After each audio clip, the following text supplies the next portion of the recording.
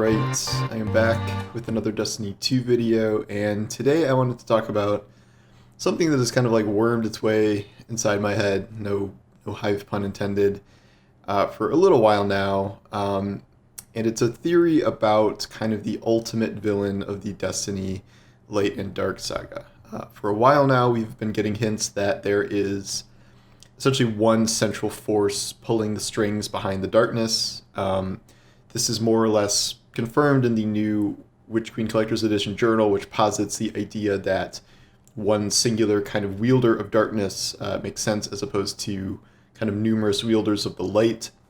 And this is why we have not seen like a darkness race. We have not seen the Veil, like a new alien race pouring out of the pyramid ships or anything. But the idea is that there is essentially one central force, kind of that we call the voice in the darkness, that is controlling the Taken, that is telling Xivu Arath what to do, that has taken control of the Scorn now that they don't have any leadership, and they are sort of, the ones behind the entire process of the darkness and kind of our main foe that we're opposed to. And then, interestingly, the foe that Savathun is opposed to also, because Savathun's whole thing is trying to rid herself of the darkness-infested hive worms so she can get the light. And she does that in this expansion, and her argument is that she's tried to like protect us from the darkness in the past. We called it interference during Season of Arrivals when she was interrupting our communications with the darkness. This all leads me to a question, and that question is, when this entity of darkness is revealed, the singular thing, is it going to be something kind of brand new that Bungie creates out of the ether? So a brand new character that's, they take the the cloth off the statue and like it's a alien looking figure that from some other dimension or something, and it's just a cool looking sci-fi villain or whatever. Or is this going to be an existing character that we know already? I'm not saying necessarily that like someone has been a darkness spy the whole time, like Savathun. I don't think they're going to try and pull that trick twice. And yet, I find myself wondering about the darkness kind of choosing an entity to inhabit. Like maybe the darkness as this one force is not something with a physical body. Maybe it needs to kind of possess a physical body in order to kind of make its point and demands known.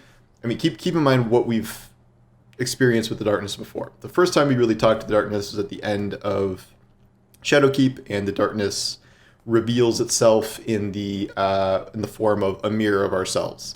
We are looking at our own guardian talking to us in our own voice, and then it's saying we are our salvation. We also have the darkness hijacking our ghosts to communicate with us. So like the voice in the darkness is speaking through our own mediums. It's speaking through our ghosts. It's speaking through, our guardian's form. So it stands to reason that, to me, that the darkness would kind of embody someone or like take over someone, infest someone, and they would become like the main villain of Destiny. I nominate Ikora to fill this role. And I wonder if this is kind of the beginning of the setup of that for the next two expansions. We know we have Lightfall after this, and we know we have the Final Shape after this, both of which are heavily involved with the darkness. I mean, we've seen the Lightfall logo. It's literally the pyramid. I think it's pyramid intersecting the Traveler. And so I think we're going to... I don't know if this will be something that happens by the end of Witch Queen, but I do think probably in Witch Queen we're going to get teases of this darkness entity. I am listing Ikora here kind of for the reasons I mentioned, but also for her just kind of massive power and the idea that if anyone is going to be kind of subverted by the darkness, and not that she's like vulnerable to it necessarily, but I think the darkness would want to... Evie, come here. What are you looking at? Evie's been making fewer cameos lately, so we have to appreciate her when she does arrive.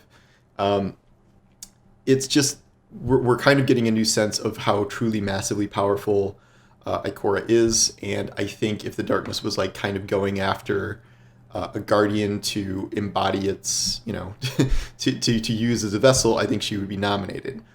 This came up a lot when I read the very last few pages of the Witch Queen Collector's Edition journal, where there is an entire section that is just about how powerful Ikora is, and also what to do if Ikora is compromised. So I'll just read parts of this here. This is by Chalco, who is a hunter and a member of the Hidden, and he is Ikora's longtime friend. This says, Ikora has until now resisted all requests to undergo the standard test battery. I convinced her to go on record by accusing her of vanity.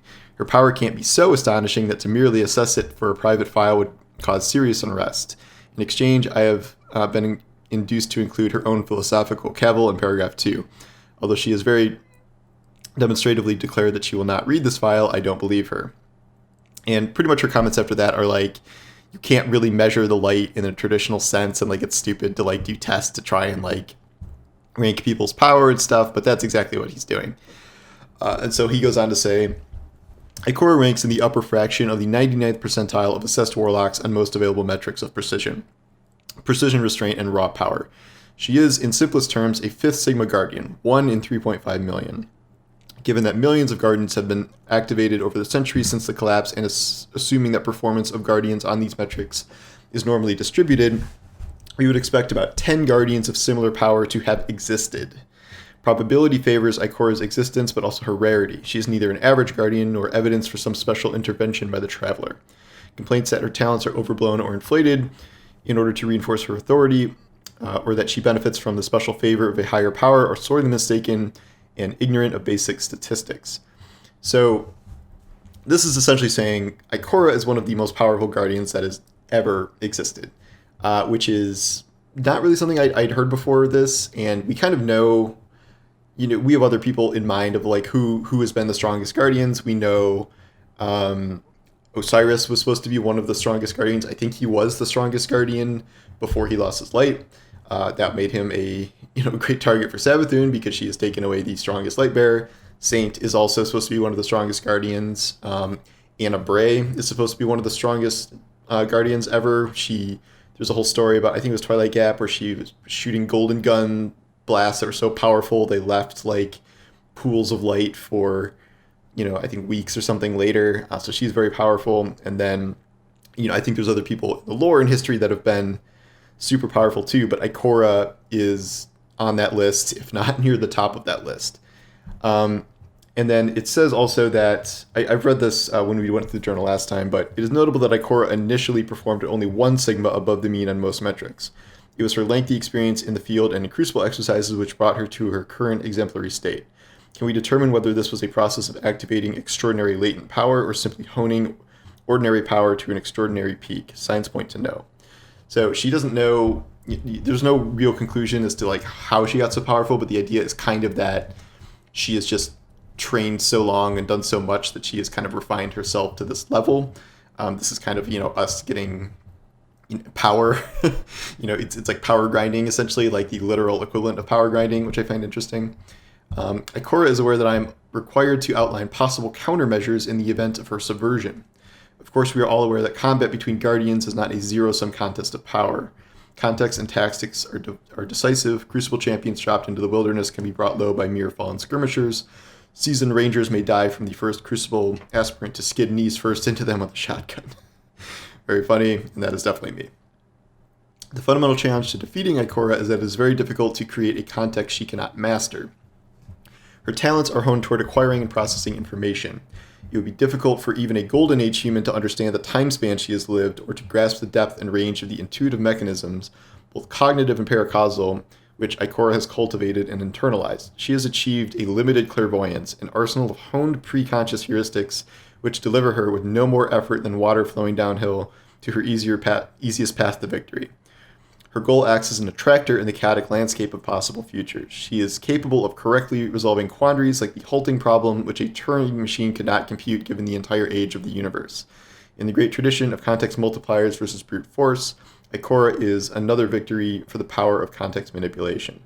So not only is Ikora just like one of the most powerful Guardians ever in terms of raw power, she's also like a genius on a level that like we can barely even comprehend. Like she's just able to kind of understand the context of any given situation and like solve any problem. I guess maybe this is, evidence for why she's kind of the lead investigator in the whole Savathun mystery thing, because this is kind of what she does.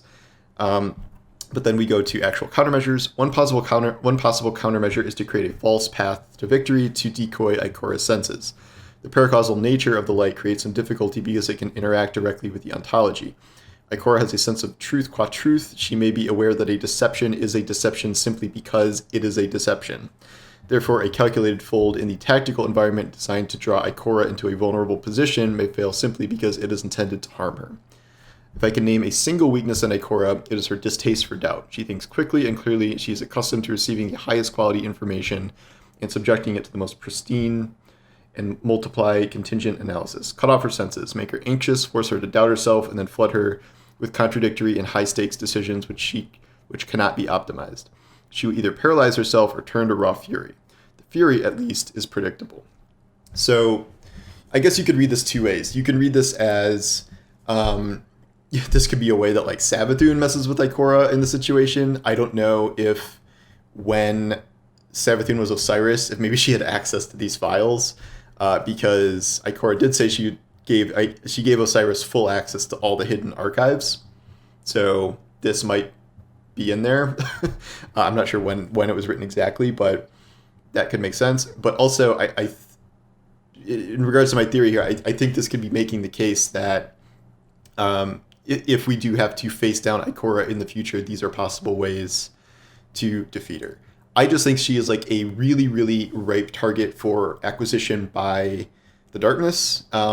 Again, we might just be heading toward a place where there's just some giant, space monster that is the true one form of the darkness, and it has its own name, and we're fighting that. However, I don't think it is a total coincidence that all of our communications with the darkness are, the darkness creating a mirror image of us to talk to us, the darkness talking to us through our ghosts. So if we are, if the darkness was picking one single person, why would they not pick one of the most powerful guardians of all time to do that with? And Ikora both has that kind of raw power and also the ability to kind of see all possible threats and deal with them accordingly. So I think she would be a kind of valuable weapon to like take off the table. I think this would be more of like the darkness takes over her thing rather than Ikora is like seduced by the dark side and turns evil.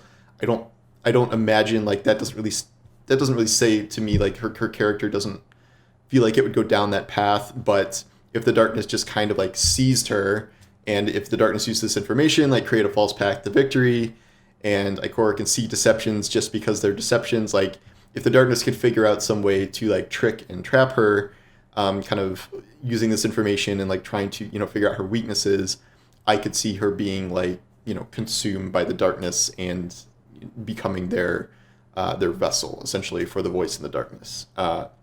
I'm not opposed to there just being, a giant space monster that is the voice in the darkness incarnate, and it's like some Cthulhu like beast or something, but this just keeps sticking with me, and especially after all this new journal stuff and the new renewed focus on Ikora in the game. I don't know. We'll see. As we know, I'm not great at predictions recently, but this is something that's just kind of stuck out to me recently. I don't know if we'll get any firm answers to this idea in the Witch Queen, but just keep an eye on Ikora. That's all I'm saying. So anyway, thanks for watching, and I'll talk to you guys later. Take care.